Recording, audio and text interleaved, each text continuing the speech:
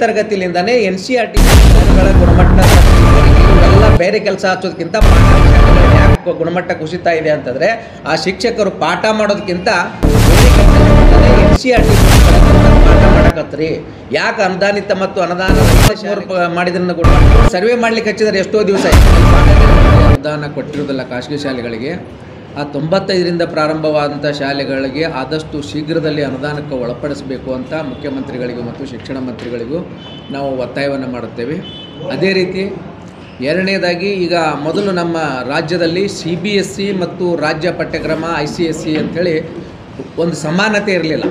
CBSE ICSEಯಲ್ಲಿ ಓದಿದಂಥ ಮಕ್ಕಳು 33 ಅಂಕಗಳನ್ನು ತಗೊಂಡು ಪಾಸ್ ಆಗ್ತಿದ್ರು. ಆದರೆ ರಾಜ್ಯ ಪಠ್ಯಕ್ರಮ ಅಂದರೆ ಕೇವಲ ಖಾಸಗಿ ಶಾಲೆಗಳಲ್ಲ, ಸರ್ಕಾರಿ ಶಾಲೆಗಳಾಗಿರ್ಬೋದು, ಅನುದಾನಿತ ಶಾಲೆ ಆಗಿರ್ಬೋದು, ಅನುದಾನ ರಹಿತ ಶಾಲೆಗಳಾಗಿರ್ಬೋದು. ಈ ಶಾಲೆಯಲ್ಲಿ ಓದ್ತಾ ಇರೋಂಥ ಮಕ್ಕಳು 35 ಅಂಕಗಳನ್ನು ಪಡೆದರೆ ಮಾತ್ರ ಪಾಸ್ ಆಗ್ತಿದ್ರು. ಸರ್ಕಾರ ಏನು ಮಾಡಿತ್ತು, ಅದಕ್ಕೋಸ್ಕರ ಗ್ರೇಸ್ ಮಾರ್ಕ್ಸ್ ಹಾಕೋದು, ಪರೀಕ್ಷೆ 1, ಪರೀಕ್ಷೆ 2, ಪರೀಕ್ಷೆ 3 ಅಂಥೇಳಿ 2-3 ಪರೀಕ್ಷೆಗಳನ್ನು ಮಾಡ್ತಿತ್ತು. ಅದು ಸರ್ಕಾರಕ್ಕೂ ಹೊರೆ ಆಗ್ತಿತ್ತು. ಮತ್ತು ಕೆಲವು ಮಕ್ಕಳು ಮೊದಲನೇ ಪರೀಕ್ಷೆಯಲ್ಲಿ ತೊಗೊಂಡಿದ್ದ ಅಂಕಗಳನ್ನು 2ನೇ ಮತ್ತು 3ನೇ ಪರೀಕ್ಷೆಯಲ್ಲಿ ಕಡಿಮೆನೇ ತೊಗೊಳ್ತಾಯಿದ್ರು, ಹೆಚ್ಚಿಗೆ ಆಗ್ತಾಯಿದ್ದಿಲ್ಲ.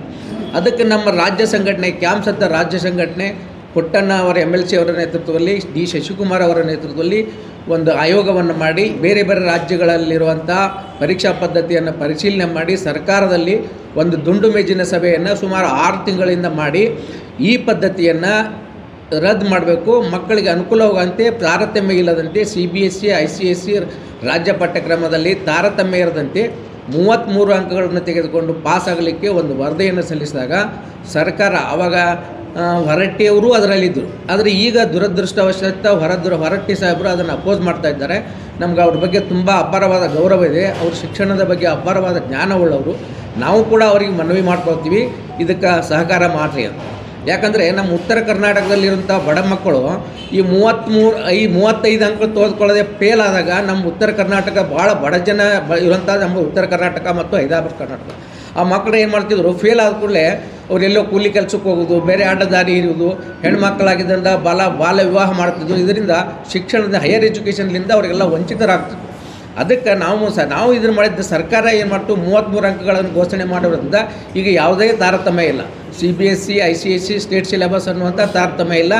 ಎಲ್ಲ ಮಕ್ಕಳಿಗೂ ಅನುಕೂಲ ಆಗುವಂತೆ ಎಲ್ಲರಿಗೂ ಬಡವರು ಶ್ರೀಮಂತರು ಈ ನೋಡಿ CBSE ICSE ಅಂದರೆ ಕೇವಲ ಶ್ರೀಮಂತರ ಮಕ್ಕಳು ದೊಡ್ಡ ಮಕ್ಕಳು ಮಾತ್ರ ಅದರಲ್ಲಿ ಕಲಿತಾಯಿದ್ರು.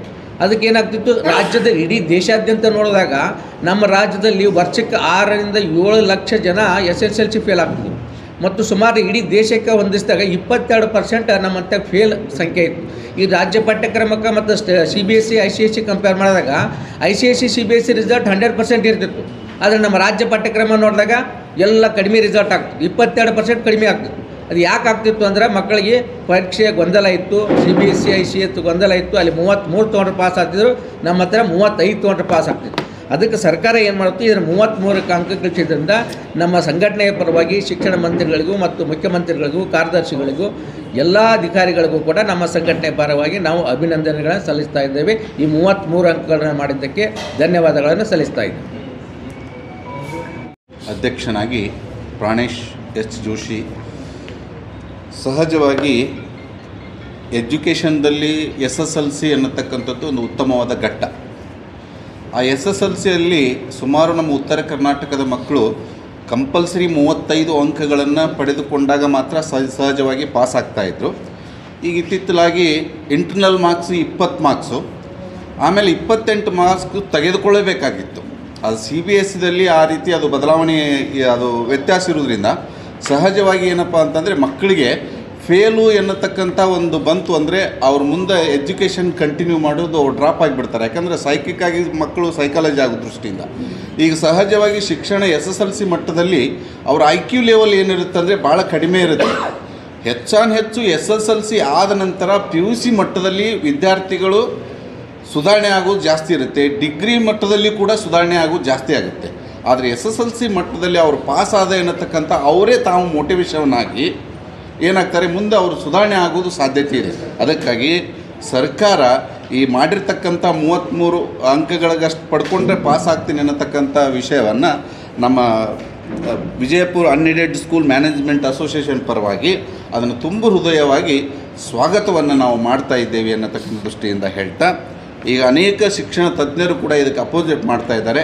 ಅವ್ರಿಗೂ ಕೂಡ ನಾವು ಕನ್ವಿನೆನ್ಸ್ ಮಾಡಿ ಇದು ಮುಂದುವರಿದರೆ ನಮ್ಮ ಉತ್ತರ ಕರ್ನಾಟಕದಲ್ಲಿ ಬಡ ಮಕ್ಕಳಿಗೆ ಪ್ರತಿಯೊಬ್ಬರು ಕೂಡ ಒಂದು ಹೈಯರ್ ಎಜುಕೇಷನ್ ಪಡ್ಕೊಳ್ಳಿಕ್ಕೆ ಅವರವರೇ ಮೋಟಿವ್ ಆಗಿ ಶಿಕ್ಷಣವನ್ನು ಮುಂದುವರಿಸ್ತಾರೆ ಅನ್ನತಕ್ಕಂಥ ದೃಷ್ಟಿಯಿಂದ ಹೇಳ್ತಾ ಈ ಮಾಡಿರ್ತಕ್ಕಂಥ ಈ ಸರ್ಕಾರದ ಒಂದು ಪದ್ಧತಿಯನ್ನು ಹೃತ್ಪೂರ್ವಕವಾಗಿ Vijayapura unaided school management association ಎಲ್ಲ ಸದಸ್ಯರು ಎಲ್ಲರೂ ಕೂಡ ಶಿಕ್ಷಕರು ಭಾಳ ಖುಷಿಪಟ್ಟಿದ್ದಾರೆ. ಇದನ್ನು ನಾವು ಸ್ವಾಗತವನ್ನು ಪಡ್ತಾ ಅಂತ ಹೇಳಿ ಎರಡು ಮಾತನ್ನು ಮುಗಿಸ್ತಾ ಇದ್ದೀವಿ.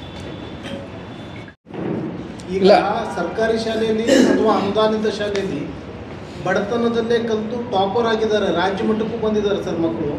ಅಂಥದ್ರಲ್ಲಿ ನೀವು 33 ಬೇಕು, 22 ಬೇಕು, 18 ಬೇಕು, 0 ಕೊಟ್ಟರು ಪಾಸ್ ಆಗಬೇಕು ಅನ್ನೋ ಲೆಕ್ಕ ಯಾವ ರೀತಿ ಅಂತ? ಇಲ್ಲ ಸರ್, ನಾವು 0 ಕೊಟ್ಟರು ಪಾಸ್ ಆಗೋದಂತ ಹೇಳಲ್ಲ. ನಾವು 1ನೇ ತರಗತಿಯಿಂದ ನೋಡ್ರಿ CBSE ಮಾಡಿ ಏನಲ್ಲ, ನಮ್ಮ ಎಲ್ಲ 1ನೇ ತರಗತಿ ಪಠ್ಯಪುಸ್ತಕಗಳ ಗುಣಮಟ್ಟ ಕಡಿಮೆ ಇರೋದಂದ್ರೆ ಶಿಕ್ಷಣ ಗುಣಮಟ್ಟ ಕಡಿಮೆ ಆಗ್ಲಾಗ್ತದೆ. ಕೇವಲ 33 ಮಾಡಿದ್ರಿಂದ ಗುಣಮಟ್ಟ ಕಡಿಮೆ ಆಗ್ಲಕತ್ತಿಲ್ಲ. ಮತ್ತು CBSE ಮಕ್ಕಳು 30 ಮಾರ್ಕ್ ತೊಗೊಳ್ತಾ ಅಲ್ಲೇ ಗುಣಮಟ್ಟ ಆಗಲ್ಲ. ಯಾಕಂದ್ರೆ ಅಲ್ಲಿ ಬುಕ್ಸ್ ಸ್ಟ್ಯಾಂಡರ್ಡ್ ಬುಕ್ಸ್ ಅದಾವೆ. ನಾವೇನಂತೀವಿ ಸರ್ಕಾರಕ್ಕೆ ಒತ್ತಾಯ ಮಾಡ್ತೀವಿ, 1ನೇ ತರಗತಿಯಿಂದನೇ NCERT ಬುಕ್ಗಳನ್ನು ಮಾಡಿರಿ, ಪಠ್ಯಪುಸ್ತಕಗಳ ಗುಣಮಟ್ಟ ಪರಿಶೀಲನೆ ಮಾಡಿರಿ. ಶಿಕ್ಷಕರಿಗೆ ಇವೆಲ್ಲ ಬೇರೆ ಕೆಲಸ ಹಚ್ಚೋದಕ್ಕಿಂತ ಪಾಠ ಮಾಡಕ್ಕೆ ಯಾಕೆ ಅನುದಾನಿತ ಮತ್ತು ಅನುದಾನ ರಹಿತ ಶಾಲೆಗಳು ಸರ್ಕಾರಿ ಶಾಲೆಗಳಲ್ಲಿ ಯಾಕೆ ಗುಣಮಟ್ಟ ಕುಸಿತಾ ಇದೆ ಅಂತಂದರೆ ಆ ಶಿಕ್ಷಕರು ಪಾಠ ಮಾಡೋದಕ್ಕಿಂತ ಬೇರೆ ಕೆಲಸನೇ ಮಾಡ್ತಾರೆ. ಈಗ ನೋಡಿ, ಸರ್ವೆ ಮಾಡ್ಲಿಕ್ಕೆ ಹಚ್ಚಿದ್ರೆ ಎಷ್ಟೋ ದಿವಸ ಆಯ್ತು, ಅಲ್ಲಿ ಪಾಠನೇ ನಡೀತಾ ಇಲ್ಲ.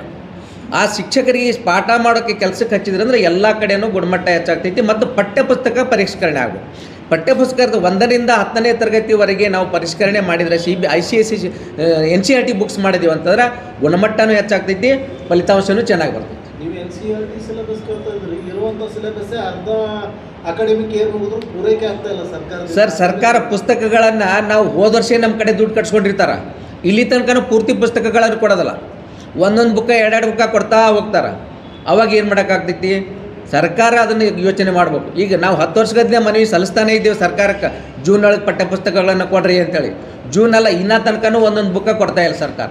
ಹಾಗಾಗಿ ಗುಣಮಟ್ಟ ಕುಸಿತೈತಿ. ನೀವು ಕರೆಕ್ಟಾಗಿ ಜೂನ್ನಲ್ಲಿ ಪಠ್ಯಪುಸ್ತಕಗಳು ಪ್ರೊವೈಡ್ ಮಾಡಿದ್ರಿ ಅಂತಂದ್ರೆ, ಶಿಕ್ಷಕರಿಗೆ ಪಾಠ ಮಾಡೋಕ್ಕೆ ಹಚ್ಚಿದ್ರಿ ಅಂತಂದ್ರೆ ಗುಣಮಟ್ಟ ತಾನೇ ಇಂಪ್ರೂವ್ಮೆಂಟ್ ಆಗ್ತೈತಿ. ಕೇವಲ 33 ಮಾಡಿದ್ರಿಂದ ಗುಣಮಟ್ಟ ಕುಸಿಯೋದಿಲ್ಲ.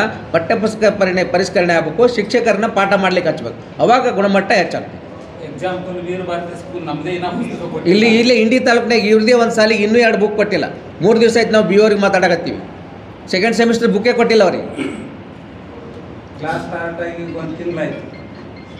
ಅದಕ್ಕೆ ಸರ್ಕಾರಕ್ಕೆ ನಾವು ಒತ್ತಾಯ ಮಾಡ್ತೀವಿ, ಪಠ್ಯಪುಸ್ತಕಗಳನ್ನು ಸರಿಯಾದ ಸಮಯಕ್ಕೆ ಕೊಡ್ರಿ, ಶಿಕ್ಷಕರನ್ನ ಪಾಠ ಮಾಡ್ಲಿಕ್ಕೆ. ಶಿಕ್ಷಣದ ಗುಣಮಟ್ಟ ಕುಸಿತಕ್ಕೆ ಶಿಕ್ಷಕರು ಮತ್ತು ಪಠ್ಯಪುಸ್ತಕ ಪೂರೈಕೆನೇ ಆಗಬೇಕು, ಪರಿಷ್ಕರಣೆನೇ ಆಗಬೇಕು. NCERT ಬುಕ್ಸ್ ಮಾಡಬೇಕು. ಅಂದರೆ ಈಗ ನೋಡಿರಿ, ಕೇವಲ 10ಕ್ಕೆ ಮಾತ್ರ ಸೈನ್ಸ್ ಮ್ಯಾಥ್ಸು ಸ್ಟೇಟು ಮತ್ತು CBSE ಬುಕ್ಸ್ ಸೇಮ್ ಅದಾವೆ, ಉಳಿದಿದ್ದು ಬುಕ್ಸ್ ಸೇಮ್ ಇಲ್ಲ. ಈಗ ಒಮ್ಮೆ ಮಕ್ಕಳು 9ಕ್ಕೆ ಹೋದಾಗ ಇಲ್ಲಿ 8th ಸರ್ಕಾರ ಏನಾಗ್ತೈತಿ, ಫೇಲ್ ಮಾಡಬೇಡ್ರಿ ಅಂತ ಹೇಳ್ತೈತಿ. ಅದನ್ನು ಮಾಡಬೇಕು, ಫೇಲ್ ಮಾಡೋಕ್ಕೆ ಅಂತ ಅದನ್ನು ರೂಲ್ಸ್ ತರಬೇಕು. ಗುಣಮಟ್ಟ ಪರಿಷ್ಕರಣೆ ಮಾಡಬೇಕು, ಪಠ್ಯಪುಸ್ತಕಗಳನ್ನು ಶಿಕ್ಷಕರಿಗೆ ಪಾಠ ಮಾಡೋಕೆ ಹಚ್ಚಬೇಕು, ಅಂದರೆ ಗುಣಮಟ್ಟ ಇಂಪ್ರೂವ್ಮೆಂಟ್ ಆಗ್ತದೆ. ಸುಮಾರು 20 ವರ್ಷಗಳಿಂದ ಸಾಕಷ್ಟು ಶಾಲೆಗಳು ಎಡೆಡ್ ಆಗ್ತಾ ಅಲ್ಲ, ನಾವು ಅದೇ ಹೇಳಿದ್ದೇವಲ್ಲ, 95ರಿಂದ 30 ವರ್ಷ ಆಯಿತು ಅನುದಾನ ಕೊಟ್ಟಿಲ್ಲ. ಆ ಶಿಕ್ಷಕರು ಕೆಲವೊಬ್ಬರು ರಿಟೈರ್ಡ್ ಆಗ್ಲಕತ್ತಾರೆ. ಈಗ ಆದಷ್ಟು ಈಗ ಪ್ರಸ್ತಾವನೆ ಸಲ್ಲಿಸಿವೆ ಅಂತ ಮೊನ್ನೆ ಶಿಕ್ಷಣ ಮಂತ್ರಿಗಳು ಹೇಳಕತ್ತಾರೆ. ಮತ್ತೆ 2 ತಿಂಗಳಾಯಿತು.